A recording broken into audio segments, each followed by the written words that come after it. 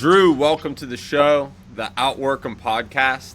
My name is Ryan, your host, and today we're going to chat with Drew, who I got to meet. Let me tell you a story. Imagine this. Imagine you decide you want to start doing something different to exercise and start Jiu-Jitsu, and you're learning at 5:30 a.m. or 6 a.m. with some guys that have been doing it a little longer than you. One day you hear someone say, "Oh yeah, sometimes if it just hurts, you don't have to tap. Make sure you don't pass out." So I held on to that a little too strongly. Drew had my jaw in an interesting way. Didn't think anything of it. Eventually tapped me a different way. And the next day I'm getting ready to go to class again, brushing my teeth. I'm looking in the mirror and my jaw hurts, and I'm like, what's going on? And then I look. I turned on the light, and I have like an egg on the side of my face, and I just think, Drew! And that made me laugh. That's basically how Drew and I met. And Yep. So I wanted to share that with y'all. But Drew, how's your day going? It looks like you're in your workflow. Thanks for taking some time with us. What's going on today? Yeah, just did class and went to the gym, did the sauna, hitting the work field, and meeting up with you. Yeah. Oh, nice. What kind of projects you working on right now? I got two big projects and a couple little projects right now. I'm a general contractor, so build residential houses. Mm-hmm. Doing two big casitas and some big remodels right now on some houses. Oh, cool. Yeah. So two casitas and then a big remodel on a house. That's what you said, right? Yeah, one is just a casita. It's 3,700 square feet. The other one is a 4,200 square foot casita with a basement, and then remodeling the 4,000 square foot house on the same property. Yeah, that's a lot going on for sure. Yeah, there's a lot of moving parts. I can imagine. So when I hear contractor, you said you're a general contractor. That could be a really broad scope of work that happens. Yeah. But I took a look at your website, and looks like you're mostly doing remodels. That's correct? Yeah, like residential only is what my license is for. But yeah, basically anything to do with a house. Mm-hmm. So whatever it is, repairs, remodels, additions, new builds, kind of getting into the custom home Mm-hmm. Market, which I've been in a lot. And then just with COVID and the market change, a lot of people, aren't able to move and upsize in house. So I do a lot of casitas, which are, little apartments in the back of the house or whatever. Yeah, awesome. How did you get started in what you're doing? Through high school, I was always interested in the trades. My dad was really handy. He taught me a lot of things. And then in high school, started doing different jobs like flooring, and then after high school was going to college and really not sure what I wanted to do with my life. Mm-hmm. Was going down the criminal justice field to become like a cop is what Mm-hmm. I wanted to become at first. And I took a summer job with a general contractor, and he was like, just do this. This is safer. You can make more money than police. And he just kind of convinced me like this is a wiser move to make long term. Yeah. And so I just ran with that and, took as much knowledge from him. And then I had two other owners that I worked with. And then we started Handcraft Builders in 2008. And then eventually just worked my way up into ownership. Oh, wow. So you started Handcraft Builders in 2008. So is that the company you're saying you worked your way into ownership with, or did you start that on your own? No, it was me and two other guys that started it, and then we were doing commercial and residential at the same time. Mm-hmm. And I really don't like commercial work. There's no joy in it. It's just like a grind. Yeah. And I like bringing somebody's dream to light. It's like you want to build your dream house, and you come to me, and it's cool to be able to give that to you, and we build a relationship. And usually by the end of the job, we're friends, and you have a sweet house. So yeah, that's the joy I get out of it. Oh, nice. That's cool. So The people you worked underneath in the past that kind of encouraged you to go down this path, would you refer to any of them like mentors, or did you have someone in this industry that you were leaning on like frequently to chat, or what was that like? Yeah. The first GC I worked with, Lyle, he's what is he? I think he's like 80 now. He just moved back to Ohio, and he was the hardest working man I've ever met in my life. He would outwork all of us all day long, and it just like the work ethic and the grind was just very inspirational and just gave me a lot of drive. Mm-hmm. And then Mike and Rob, the two guys that started Handcraft, which were with me over at Hawkeye Construction with Lyle, we left and started Handcraft, and they were Rob I go to church with still. He has his own company, so I still have a really good relationship with him. He's a mentor. He's, was he like 6 years older than me? And then Mike, who is more like a father figure to me, he just retired 3 years ago, and me and him were in ownership together with Handcraft Builders. And so he was like a father figure and a mentor. So just a lot of inspiration from those guys, and still calling them and having a good relationship with them to get feedback on if I got any questions or concerns. But those three guys were the main guys that taught me everything in the trades and just how to deal with people, because that's the majority of my job is dealing with people, not just getting the work. Getting the work done's easy, but dealing with all the different relationships with all the different trades, and then the customer, and getting everybody on the same page. That's really my job. Just people, Yeah, that's coordinating all of the different personalities entering the job, the personalities of the person whose home you're building or remodel you're doing. There's probably more than I can imagine that goes into it. It's kind of the more and more I learn about each business that I connect with on this platform, I learn more of the intricacies and how much goes into it. Yeah, there's a lot, just like any job, but it's all just people, Yeah. So, yeah. I wanted to clarify something. I think I can imagine what it means, but on your website it says you focus on like high touch residential contracting. Like, is there a high touch? What specifically would you say that means if someone asked you? Just like high quality workmanship.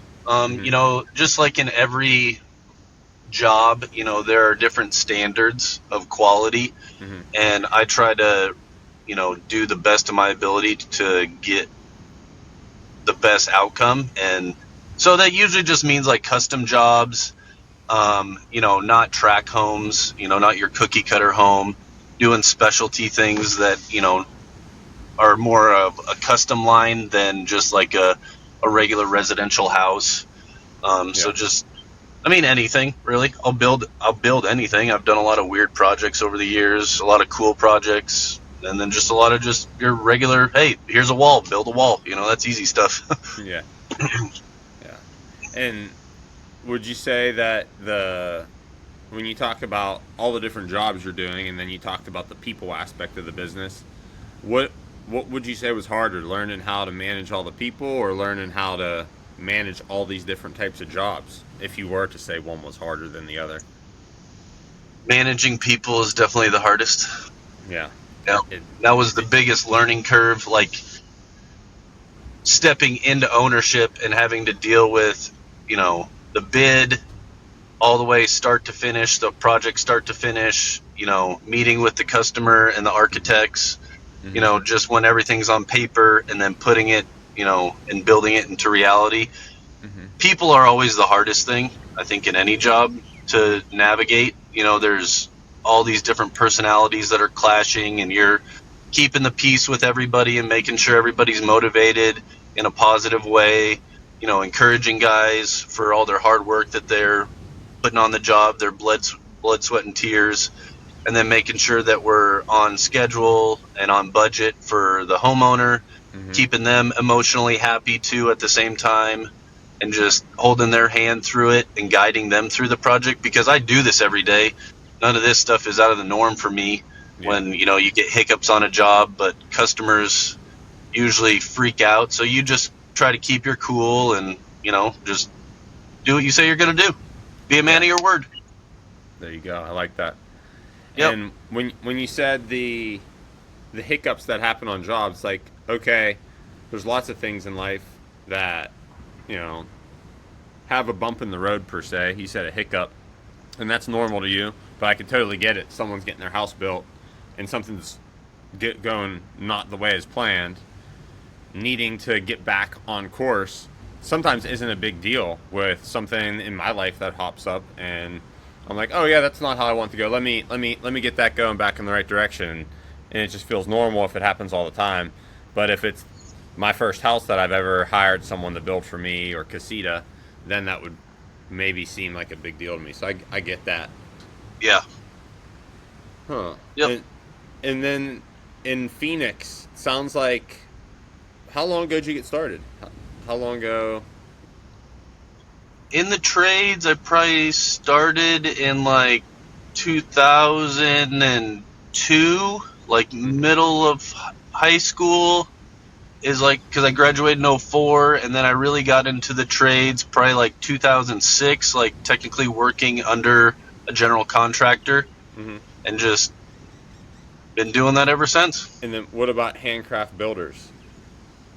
We started that in 08, so that's when it started, and then I took ownership of it in 2018.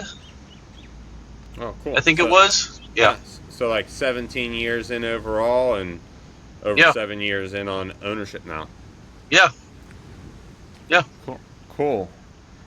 I'm looking at. I wrote down a question here I wanted to ask. Yeah. So, if someone wanted to work with you, what's the best way to get in touch? What's that process look like beyond that first touch point as well?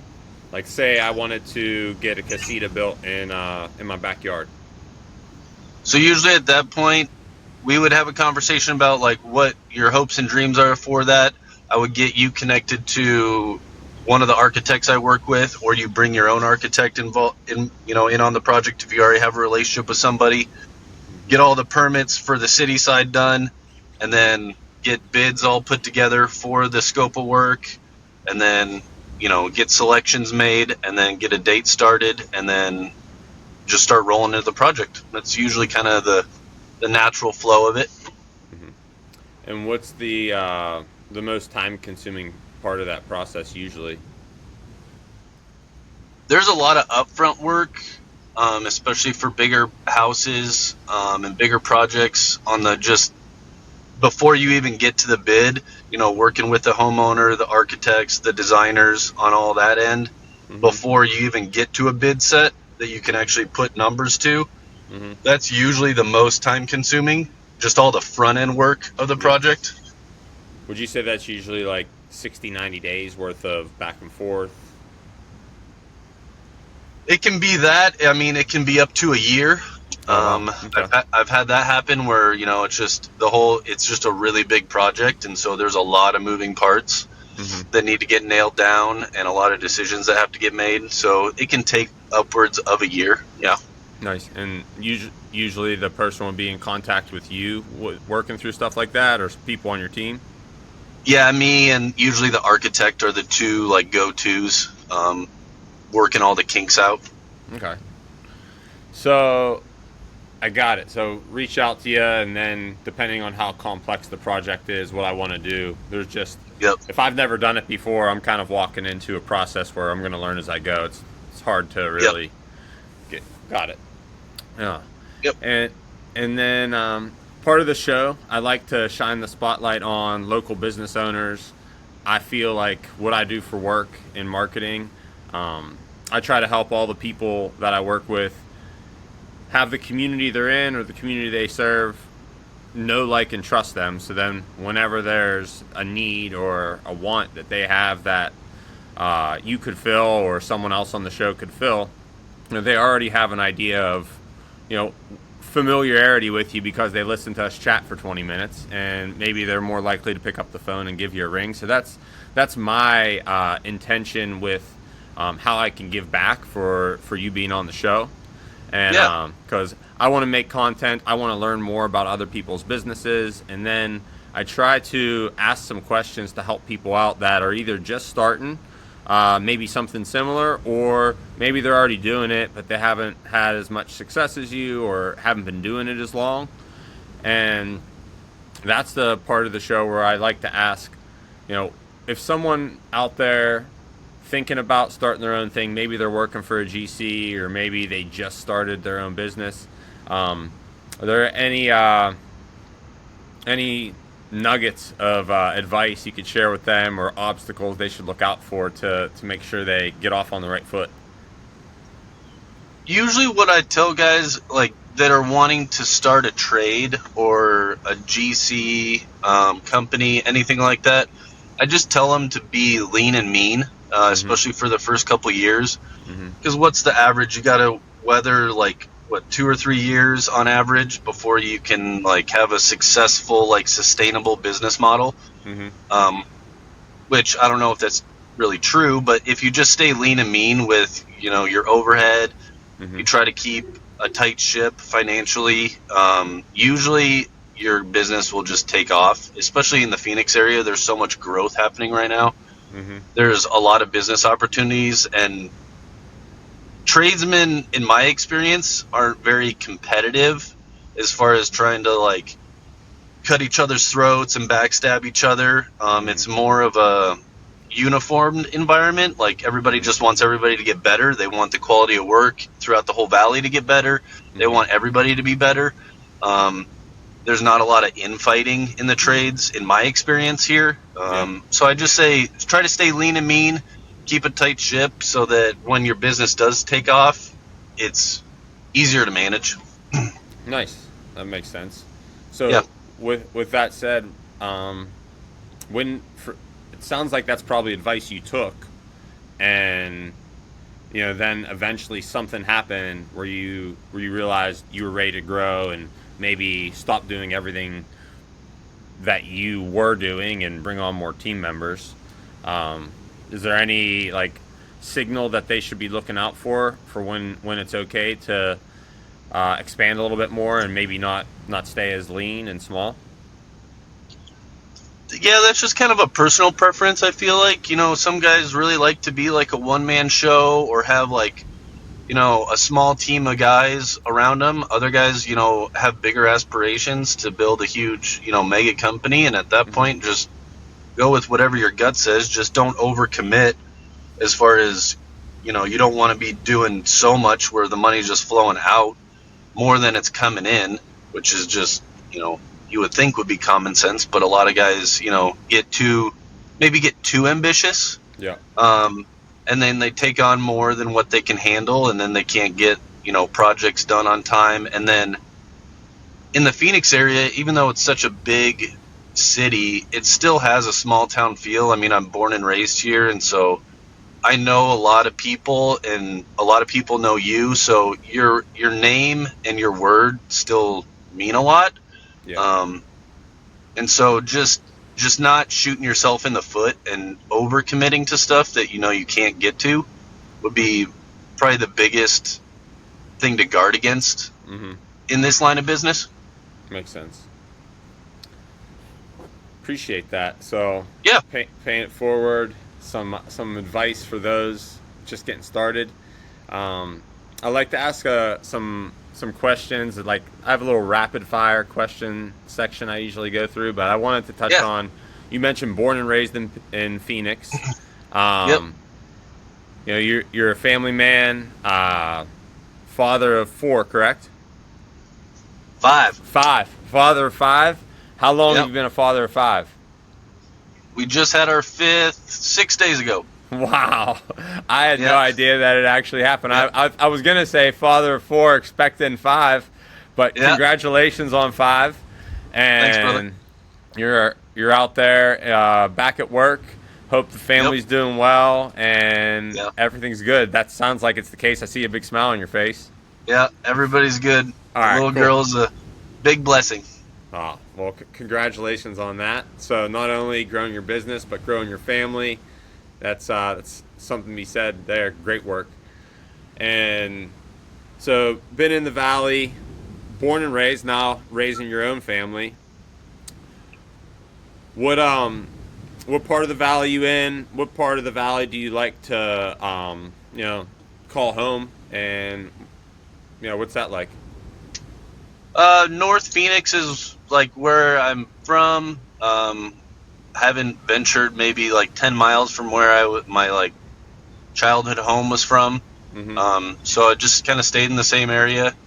I work a lot. I mean, I work all over the Valley. Doesn't matter what city, Okay. Gilbert to Sun City to done jobs up north in Pine Top and Flagstaff. Mm-hmm. So I'm all over, wherever. Got it. So, we'll wrap up the show here in a couple minutes. I just got the rapid fire questions. Yeah. So, favorite part of your morning routine? Jiu-Jitsu. All right. What about the days you don't go? What would be the favorite part? Probably doing sauna. I just built a sauna and cold plunge in my backyard. I feel like that really helps, like my mental health. Just doing that, just doing something that sucks. Every day I feel like you got to do at least one thing that sucks every day, physically. Because I'm not really throwing my bags on and working physically anymore, just managing guys and crews. So getting physically exhausted, I think, is important, and doing something that sucks, I think, is important in your daily life. Well, I agree. Yeah, and I like that thing that sucks to be in the early in the day, for me. Yeah, because your day can't get any worse. Totally. And, yep. Next rapid fire question. Best, this could be answered a number of ways. It could be investment in yourself. It could be actual physical investment, but best business investment you've made. Probably just gambling on myself, just putting all the cards in, just betting against myself or for myself, however you want to put it. Mm-hmm. And just setting a high bar and meeting it. I think that's the best. Yeah, I like that. What's one tool you couldn't run your business without? My phone.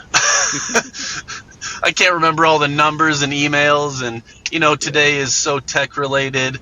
All the different apps and everything that everybody uses. I think we just rely on it maybe too much. But it would be really hard to get as much done in a day without it. Gotcha. Well, I'll leave it at that for us for today. Drew, thank you so much for coming on the show. One last time for the people, is there a phone number you could share, or any specific call to action for someone who might have listened to this and be like, oh, actually, let me get in touch with Drew?